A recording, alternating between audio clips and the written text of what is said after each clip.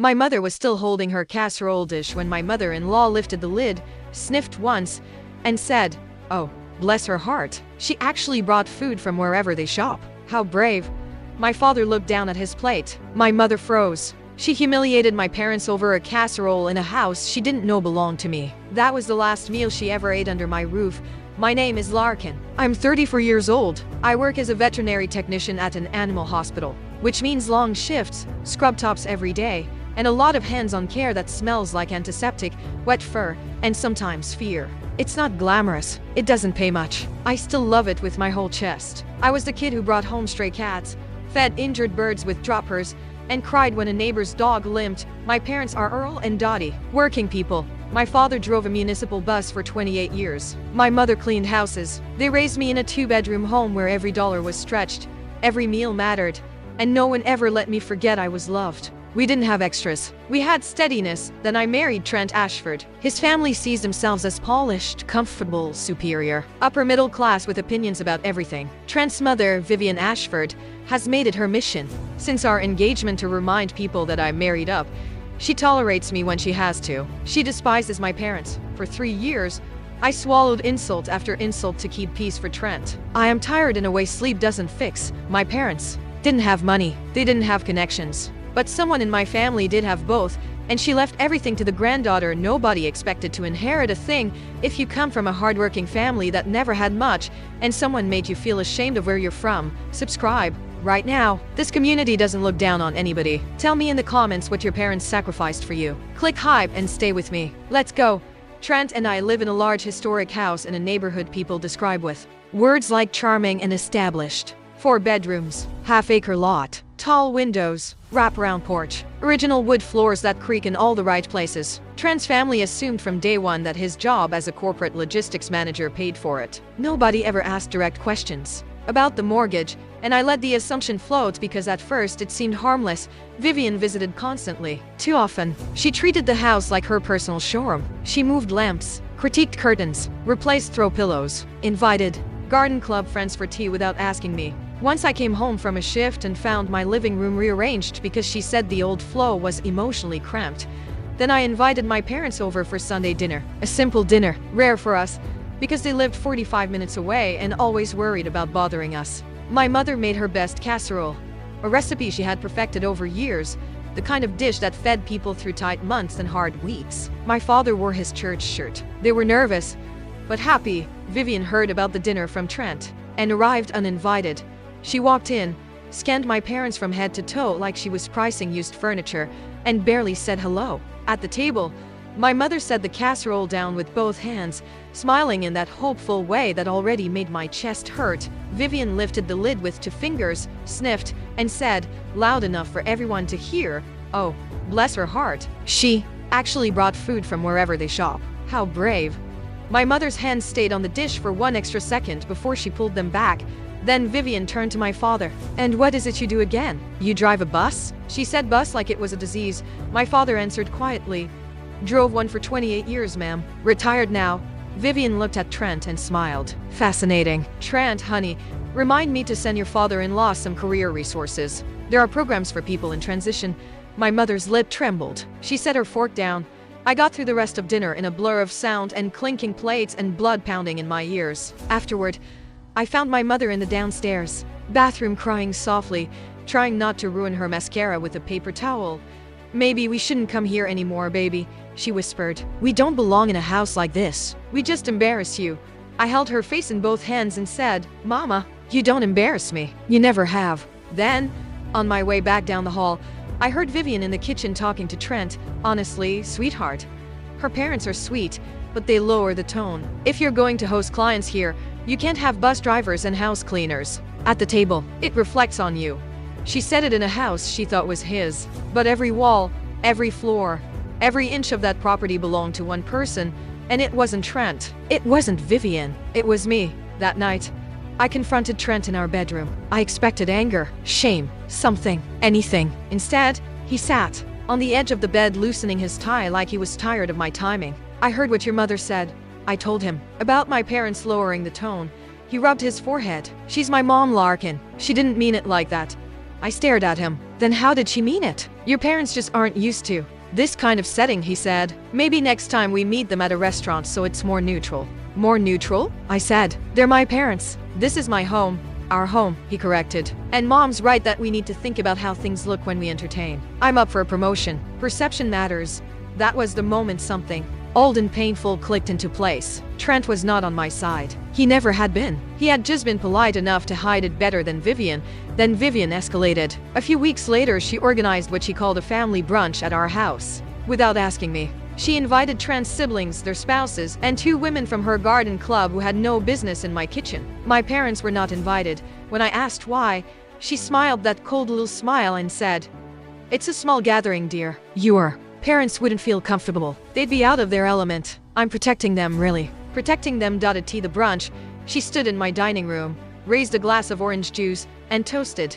"To this beautiful home and the son who built this life." The son. And no mention of me.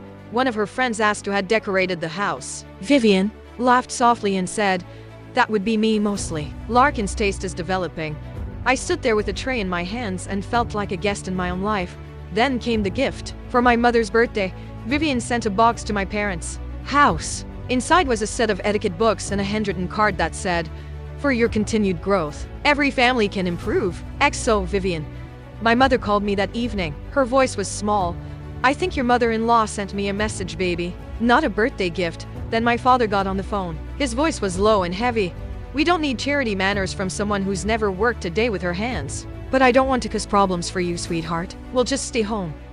That broke something in me. My father is not a man who complains. To hear him offer to disappear so I could have peace with people who did not deserve it. I can't even explain what that did to me. That night I went into my closet, reached to the top shelf, and pulled down a locked filing box I had not opened in 3 years. I sat on the floor and opened it carefully. Old documents, clean pages, signatures, dates. The final page mattered most. I ran my fingers over the name there. Vivian had sent my mother etiquette books. My mother, the woman who taught me please, thank you, and I love you before I could spell my own name. That was the last insult I was ever going to let pass. Because the truth about this house, and who owned it, was about to change everything. What Vivian didn't know, what even Trent didn't fully understand, was that this house was never his. It was never theirs. It was mine. And it came from the one person who saw my worth before anyone else did.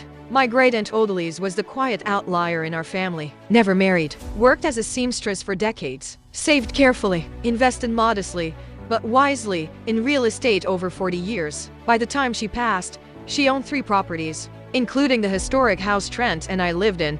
She adored me. Not loudly, not with grand speeches, just in that steady way people like her love. She saw something in me she recognized in herself. Quiet strength, dependability, the habit of being underestimated. Before she died, she revised her will and left the house solely to me, along with a small trust for taxes and maintenance. The deed is in my name only. The property taxes come from that trust. Trent contributes to utilities and living expenses, but he owns nothing here. Not one board, not one hinge. I never corrected anyone's assumption that the house was his because I didn't think it mattered. Then Vivian turned ownership into a weapon against my parents. For 3 years, she strutted through that house like she built it with her own bare hands. She rearranged my furniture, hosted her friends, and told my parents they didn't belong. But the deed in my filing box said one name. Mine, and I was about to remind every person in that family whose roof they were standing under. The next morning, I called Mr. Calvin Pruitt, the estate attorney who handled Aunt Odalise's will and trust. He's 70, meticulous, old school, and loyal in a way that feels rare now. He had known me since I was a teenager with braces and muddy shoes. I hadn't spoken to him in 2 years, but when I explained everything, he didn't sound surprised, just disappointed on my behalf. Your great aunt left you that house because she trusted you'd protect it, and the people who matter, he said. She didn't leave it to Trent. She didn't leave it to his mother. She left it to you, Larkin. Use it. Within days, he prepared updated copies of everything. Deed, trust records, tax payment history. He even drafted a formal letter template, in case I needed to assert my property rights in writing. Before we hung up, he said one more thing Odalise told me once. The people who act like they own the room are usually the ones who don't own a thing. I think you know what to do. Meanwhile, Vivian grew even bolder. She started planning a huge holiday gathering at my house and invited 30 people without consulting me. The group email subject line read, "Holiday dinner at the Ashford home." She told Trent she wanted to renovate the guest bathroom with something more tasteful and had already contacted a contractor. One afternoon, I heard her on the phone in the next room saying, "Honestly, the house is wasted on her. If Trent weren't here, it would be a vet clinic with mismatched curtains that did it." She was planning renovations to my bathroom in my house with my name on the deed. She invited 30 people to a dinner she had no authority to host. And she had no idea that the invitation she was never going to receive was the one I was about to deliver. Her exit, 3 days before Vivian's holiday dinner, I invited her and Trent over for what I called a conversation about the holidays. Vivian arrived right on time, carrying fabric swatches for the bathroom renovation like she was stepping into a meeting she controlled. My parents were not there. I would not let them be wounded one more time. Vivian barely sat before she started. "Good. I want to finalize the seating chart. I've put your parents at the smaller table near the hallway. It's more comfortable for them. Less pressure." I didn't sit down. I stood by the mantel Aunt Odalise had restored with her own hands decades earlier and said, "There isn't going to be a holiday dinner, Vivian. Not when you're hosting. Not here." She laughed. A sharp, dismissive little sound. "Excuse me, Trent. Tell her this isn't the time for one of her moods." I walked to the dining table and placed the documents in front of her. The deed first. My name on the property title. Sole owner. Then the trust records. Then the tax documents. All in my name. "This house belongs to me," I said. "Not Trent. Not the Ashford family. Me. It was left to me by my great-aunt Odalise, a woman who worked as a seamstress her entire life. A working-class woman. Like my mother. Like my father." Vivian stared at the papers. The color left her face. "That's Trent. Did you know about this?" He looked uncomfortable for the first time in years. "I knew the house came through Larkin's family. I didn't think it." I cut in. "You didn't think it mattered, because you didn't think I mattered. Neither of you did." Then I turned fully to Vivian.